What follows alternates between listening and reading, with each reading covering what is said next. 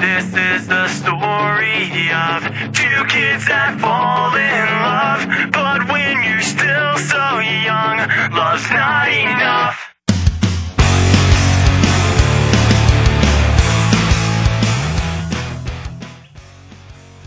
Hey, this is Mitch with the Central Scene. I'm sitting here with All-Star Me. We're in Cary today, and I just wanted you guys to get to know them and get a little bit of exposure for them.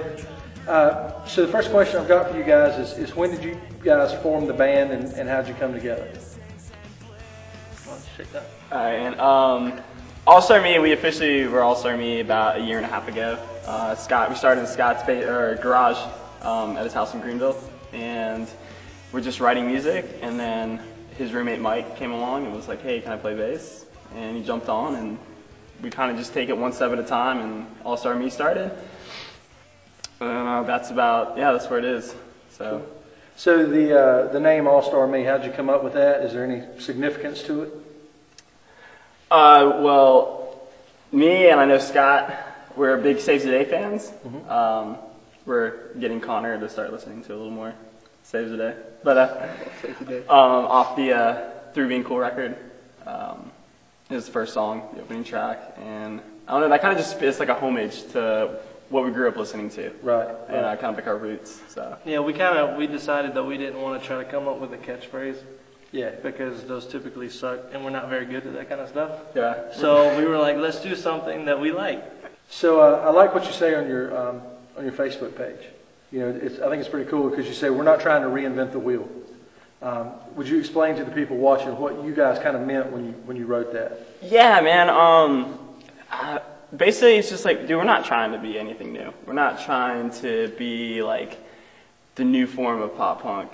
Dude, we grew up listening to old 2000s pop punk, what that was. That is what we love, man. So we're going to play what we listen to. And we're not trying to please anybody. We're not trying to be like, dude, we're the next best thing. We're playing music because we love it, dude. So obviously you've been through some lineup changes because Connor was not in the band originally. Yeah. Most everybody, hopefully a lot of people watching are going to recognize Connor. He used to front for Arm's Length Away. We've been covering ALA on the Central Scene page for a while. Connor, how'd you hook up with these guys? Well, I've actually known Ben for years. He was in Arm's Length Away at a point in time. He was, we've been through about 7 guitarists or so, and when I was in it. And so we got hooked up with Ben. We just met him in Journeys, and he's really cool. He's very loud, and he was just very bubbly, and we liked that. And then we joined, and after I left, I took my time off being in a band, and then when they needed a bass, I was like, you know what, I'll fill in. You've helped me a lot with what I was doing, and I love their music, so it just kind of worked out. So you think so is this fill in, or do you see it becoming like you're going to be a part of the band, or are you just kind of sitting here until somebody else comes along? If they don't kick me out, I guess I'll stay in, but cool. As long as you keep Taylor Swift. 'Cause I knew you were trouble when you walked in. That's really what we've got him for. I'll keep Taylor Swift. So you bring Taylor to the table. Yeah, that's the only reason they like me. That was a selling point for us. Cool. So you've got Connor in the band. You've got kind of a new lineup. So I think it was February, you guys released the Stepping Stones EP? Yeah. What's kind of next for you guys? You got any shows coming up? Are you looking at doing some more recording? Just what's your next step? Near future goals is we want to get back in the studio, probably like late winter time. Now that we got Connor, it's gonna be all writing new material from here. So get him caught up on the Stepping Stones EP, all that, and then just start writing and shows all in between that, man. Scott graduates at the end of the year, so hopefully a tour to follow that. Who recorded Stepping Stones? I mean, was that a home recording? Did you go to somebody's studio? No, sir, that was all Sid. Cool. Yeah, he killed it.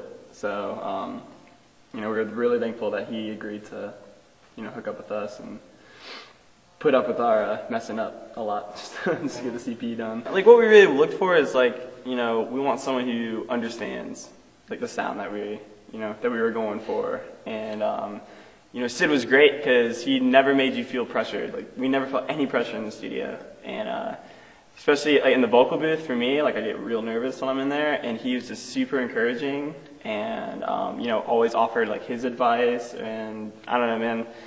definitely one of the best experiences that we could have asked for when recording this record. So Yeah, if you're like a local band from the North Carolina area, I think that Sid is probably the best person to go to because he's not expensive and he knows music really well. It's not just a certain type of music.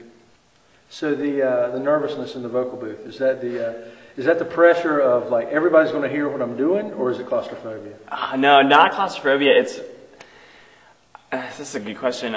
Voice cracking? Or? Yeah, yeah.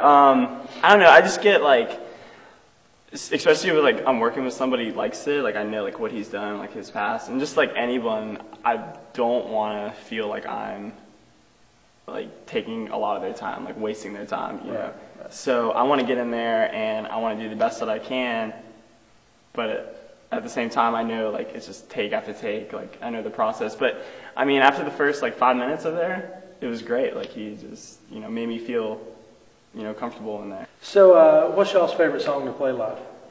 Mine is East Coast because like the intro, I just beat the crap out of my kid. It's just fun. It's a faster song, like, I don't know. I just like it. Mine's definitely just Choices of Consequences. I don't know what it is, dude. Just that song, like, the energy, and I don't know, it just brings me back to, like, that time when I wrote that. So, like, everything just comes out, and it's hard-hitting and aggressive.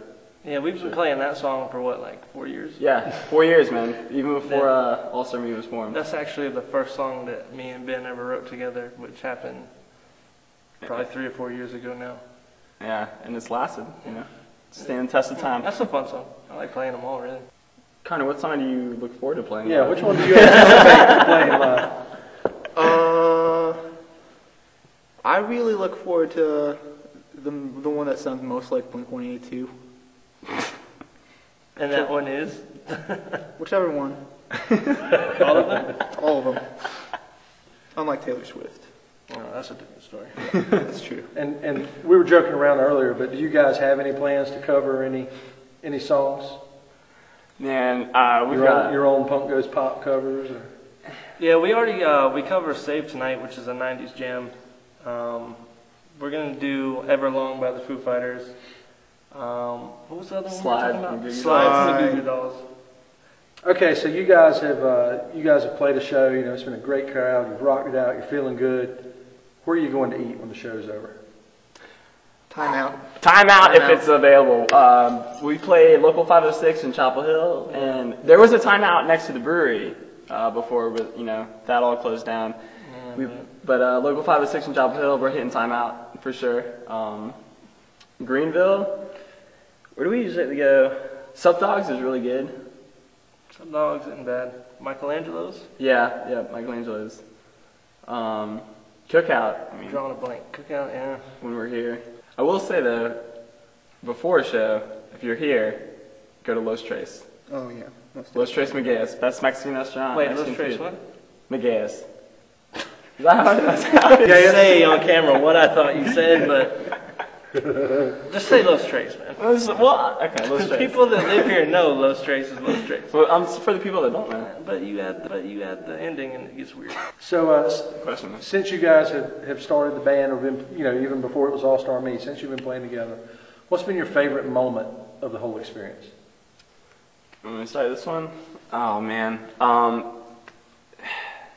dude, it's been a ride, and I'd have to say, you know, my favorite is just, you know, practicing in the garage, dude. You know, and, Yeah, that's what I was gonna say. that it's, I guess to like some bands it sounds weird because like we always want to get out of the garage. We want to play live, like live shows. But dude, practicing and just being in that space, and I don't know, man. There's something there. Like when we all come together, it just meshes, and there's no pressure to write anything. It's like, dude, let's just jam. Let's see what comes of it, and let's have fun. So I've got just a couple more questions for you, really. The first one is just dealing with like our local scene and what you guys think the current state of the local scene is. What direction you think it's headed in? What can we do? What do we need to do to improve it? You know, just kind of your thoughts on the scene in general. That's a good question. I'm just gonna say, man, just like unity. Like I don't care like what genre you play, man. You know, it doesn't matter if it's pop punk, if it's hardcore, if it's grunge metal, if it's, you know, whatever. Like, we just need to come together, man, and this hate and this judging of people's music has got to stop. I feel like it's so split apart, and I feel like everyone in the scene right now is just like scrounging for something. And I feel like if we all bring that, you know, into one thing, that would be great. Like, you can have a pop punk show, you can have a metal band on that, you can have like different things. But I don't know, I just think all the hate on each other needs to stop. That for me, I think that's a start. And house shows, I think house shows need to come back, especially with like a lot of, you know, the bigger venues closing. You know, the brewery, the Soapbox, Volume 11. You know, let's open up the houses again, man, and let's kind of like bring it back to where it started. So that's kind of what I think. Yeah, I agree with that. And just I feel like it needs to be more easily accessible, more like do-it-yourself. I'm big on the just do-it-yourself kind of mentality, that it's more accessible for a kid to come to like a $5 house show rather than like a $15 venue show. Yeah. Yeah, I think it's become very cliquey. So I agree with what Ben was saying about how, you know, it's kind of become cliquey in a way where like it's not cool if you're doing hardcore, if you're pop punk, and the other way around, but that's just dumb, man.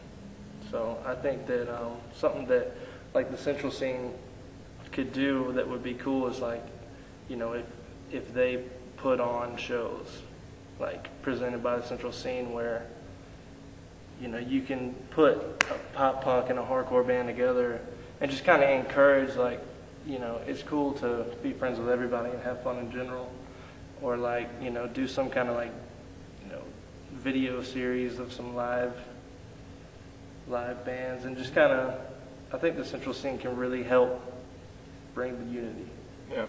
Cool, man. Well, that's really about all I can think of right now. It's been a good conversation, and hopefully these guys have gotten to know you guys a little bit, and I definitely recommend that you guys go and hit the Facebook page up, download the EP. It's free, and check them out, get pumped. They're going to do some more recording. They're going to have some shows coming up. Definitely check them out. You know, and if you don't get a chance to see these guys, go see somebody. Support your local bands, and don't worry about the kind of music they're playing. Worry about the fact that, you know, they're sacrificing themselves, standing up on a stage, kind of laying it out there, hoping you guys will like it. So go check them out. I mean, none of us are making money at this, so it's just all about having fun and supporting each other. Thanks, man. Appreciate you guys' time. Appreciate you, Mitch. Thank you, man, and hopefully we can be a part of, you know, the bigger things the Central scene does. Well, and hopefully we can be a part of you guys.